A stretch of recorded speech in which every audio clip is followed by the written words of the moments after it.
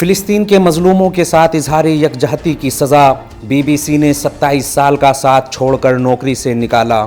Be B C کی ایک reporter کو فلسطین کے ساتھ اظہار یکجہتی کرنے پر آزادی بیان کا ڈھنڈورا پیٹنے والی اس برطانوی نیوز ایجنسی نے نوکری سے نکال دیا۔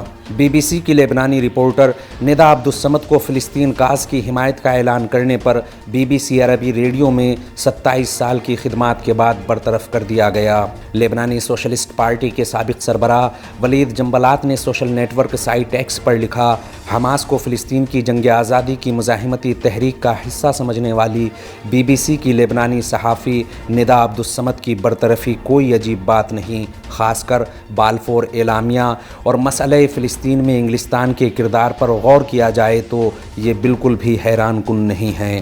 لبنانی پارلیمنٹ کے رکن ابراہیم الموسوی نے ندا کے ساتھ اظہار یکجہتی کرتے ہوئے ان کے قابل فخر قومی اقدام کی تعریف کرتے ہوئے کہا کہ ایسے لوگ میڈیا اور عالمی منافق معاشرے میں اپنے بہادر اور جرأت مندانہ اقدام کی قیمت ادا کرتے ہیں۔ ندا عبدالصمد نے بھی اپنے بیدار ضمیر کی قیمت ادا کی، یہی وجہ ہے کہ ہم ان کا بہت احترام کرتے ہیں۔ اس خبر میں فی الحال اتنا ہی۔ قومی، بین الاقوامی اور عالم اسلام کی اہم خبروں سے باخبر رہنے کے لیے ولایت نیوز سے جڑے رہیے۔